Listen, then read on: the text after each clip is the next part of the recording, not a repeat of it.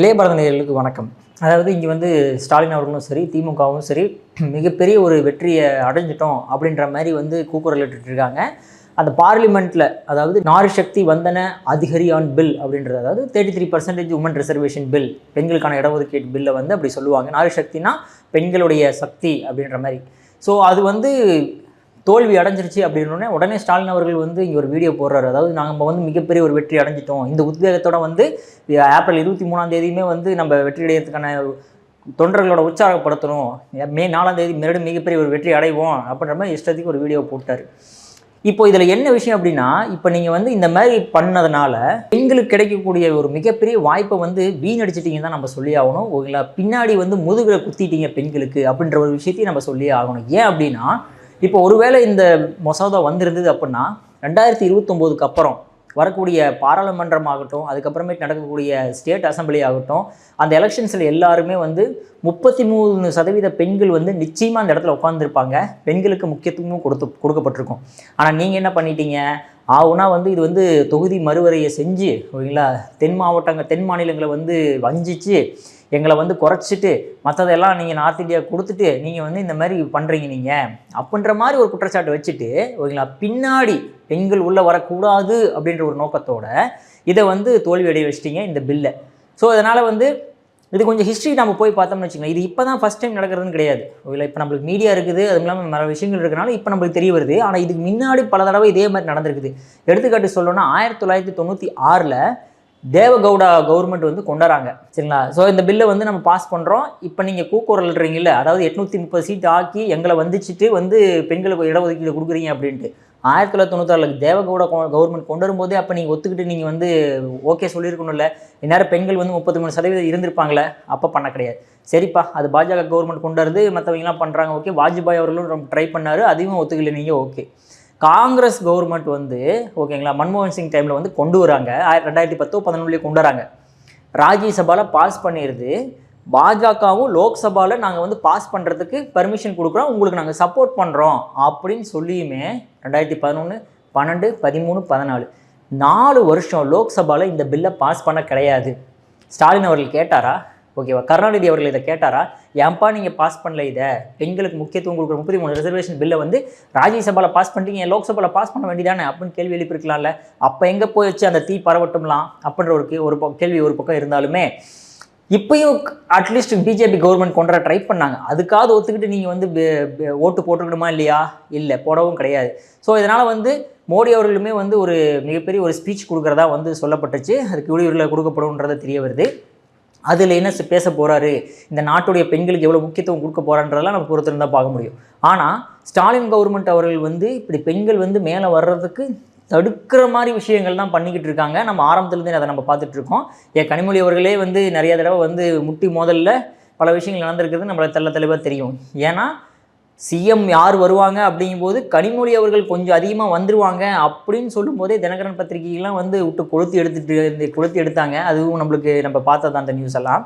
So இப்படி இருக்கக்கூடிய சுச்சுவேஷனில் பாஜக கவர்மெண்ட் பெண்களுக்கு ஏதாவது செய்யலாம், பெண்களுடைய முன்னேற்றத்தை கொண்டு வரலாம் அப்படின்னு நினைக்கும்போது மெஜாரிட்டி, அதாவது 2/3 மெஜாரிட்டி இல்லான்ற ஒரு காரணத்துக்காக இந்த மாதிரி பெண்களுக்கு கிடைக்கக்கூடிய நல்ல விஷயங்களையும் தடுக்குதே திமுக கவர்மெண்ட்டு அப்படின்னு நினைக்கும் போது தான் ரொம்ப வருத்தமாக இருக்குது. சரி விடுங்க, இதெல்லாம் என்னத்தை போய் சிபி ராதாகிருஷ்ணன் அவர்கள் வைஸ் பிரசிடெண்ட்டாக வராரு அப்படிங்கும்போதே வந்து ஒரு ஆர்எஸ்எஸ்காரர் அவருக்கெல்லாம் ஓட்டு போட மாட்டோன்னு தமிழராக இருந்தால் அவரையே வந்து ஆக்க விடாமல் எதிர்த்து ஓட்டு போட்டவங்க இந்த திமுக காரங்க. இதெல்லாம் போய் நம்ம எதிர்பார்க்க முடியுமா அப்படின்ற ஒரு கேள்வி இன்னொரு பக்கம் இருக்குது. ஒரு பக்கம் திமுக இப்படி பண்ணாலுமே இன்னொரு பக்கம் காங்கிரஸ் கவர்மெண்ட்டு, அதாவது மோடி என்ன செஞ்சாலும் சரிப்பா அது தப்பு, சரிங்களா, அவர் என்ன பண்ணாலும் அது மிகப்பெரிய தப்பு, அதை நம்ம எதிர்த்து போராடுவோம்.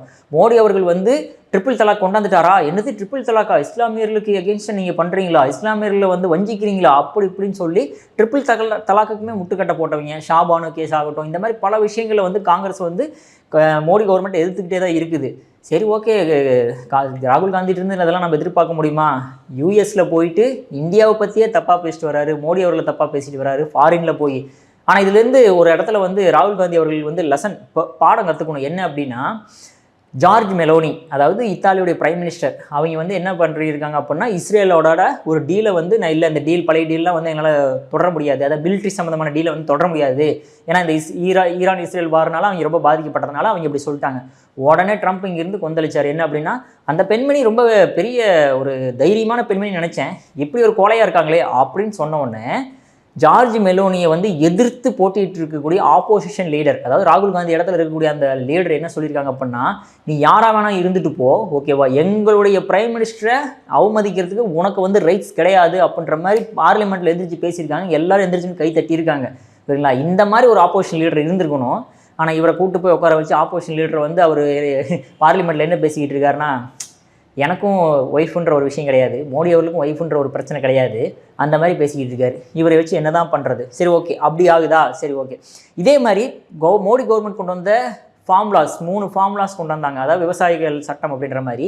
அதையுமே வந்து பஞ்சாப், ஹரியானா மாநிலங்களில் வந்து ரொம்ப பிரச்சனை மேலே பிரச்சனையை கிளப்பி விட்டு, ஓகேங்களா, அது வந்து விவசாயிகளை ஓரம் கட்டக்கூடியது, வஞ்சிக்கக்கூடியது, பெரிய பிரச்சனை ஆகும் அப்படி இப்படின்னு சொல்லி அதையுமே வந்து கடைசியில் பின்வாங்கக்கூடிய நிலைமைக்கு தள்ளப்பட்டாங்க பாஜக கவர்மெண்ட்டு. ஸோ இந்த மாதிரி ஏதாவது பெண்கள் முன்னேற்றமா இல்லை விவசாயிகள் முன்னேற்றமா, இந்த மாதிரி விஷயங்கள் பாஜக கவர்மெண்ட் ஏதாவது கொண்டு வர நினைக்கும் போது ஆல் ஓவர் இந்தியா காங்கிரஸும் நம்ம தமிழ்நாட்டில் திமுகவும் எப்பவுமே எதிர்த்து சண்டை போட்டுகிட்டே இருக்காங்க. ஏதாவது ஒரு இடத்துல, ஓகேங்களா, மோடி கவர்மெண்ட் எத்தனை விஷயங்கள் நல்லது பண்ணாலும் ஏதாவது ஒரு இடத்துல ஆஹா மோடி கவர்மெண்ட் நல்லது பண்ணியிருக்காங்க, நாங்கள் பாராட்டுறோம் அப்படின்னு சொல்கிறதுக்கு மனசாட்சி வந்திருக்குதா? ஆப்ரேஷன் சிந்தூர் பண்ணதுக்கே வந்து ஓகே ஏதோ பண்ணியிருக்கீங்க, பரவாயில்ல, பாகிஸ்தானுக்கு மேலே ஏதாவது விஷயங்கள் நடத்திருக்கீங்க அப்படின்ற மாதிரி தான் சொல்கிறாங்களோட மனசு வந்து இப்போ ஸ்டாலின் அவர்கள் இவ்வளோ வீடியோ போடுறாரு, ஆப்ரேஷன் சிந்தூர் வந்தவொடனே ஒரு வீடியோ போட வேண்டியதானே, மார்ச் போனார் இல்லைன்னு சொல்ல வீடியோ சொல்லி மோடி கவர்மெண்ட் அற்புதமான விஷயத்தை பண்ணியிருக்காங்க, மோடி கவர்மெண்ட் சொல்ல வேணாம், நம்ம ராணுவம் வந்து அற்புதமாக செயல்பட்டுருக்கு அப்படின்ற மாதிரி ஒரு வீடியோ போட வேண்டியதானே. இல்லை அதே மாதிரி ராகுல் காந்தி அவர்கள் பாராளுமன்றத்துலேருந்து 1000 கேள்வி கேட்குறாங்க, ஆப்ரேஷன் சிந்தூரில் எப்படி ஆச்சு, இதாச்சு அதாச்சு, ஏன் பகல்காமுக்கு அப்புறம் இத்தனை நாள் எடுத்தீங்க, அப்படி கேள்வி கேட்குறாங்களோ வரையோ மோடி கவர்மெண்ட்டை பாராட்டுறதுக்கு மனசு வரமாட்டேங்குது. முக்கியமாக பெண்களை முன்னேற்றி நடத்தலாம், ஏதாவது விஷயங்கள் பண்ணலாம் அப்படிங்கும்போது உடனே முந்திரி கொட்ட மாதிரி நடுவில் வந்து நின்றுட்டு இதை நாங்கள் நடத்த விட மாட்டோம், இது வந்து நம்ம மாநில உரிமையை பறிக்கிறது அப்படின்ற மாதிரி விஷயத்துக்கு பேசிட்டு அதையும் தடை போட்டுடுறாங்க. சரி, காங்கிரஸ் கவர்மெண்ட்டில் நீங்கள் இருந்தீங்கல்ல, ஓகே 10 வருஷம் இருந்தீங்களா, 2004 2014 வரைக்கும், அப்போயாவது இந்த 33% பில்லை கொண்டு வந்திருக்கும்ல, ஏன் கொண்டு வரல? இது ஏன் வந்து நம்ம ஸ்டாலின் அவர்கள் கேட்கல? ஸோ இந்த மாதிரி விஷயங்களும் பல விஷயங்கள் இருக்குது. ஸோ அதனால் இந்த மாதிரி பெண்கள் வந்து முன்னேறக்கூடாதுன்னு நினைக்கக்கூடிய காங்கிரஸுக்கும் திமுகவுக்கும் சிந்திச்சு ஓட்டலிங்க அப்படிங்கிறத நம்மளோட கருத்தாக இருக்குது. இணைந்ததுக்கு மிக்க நன்றி.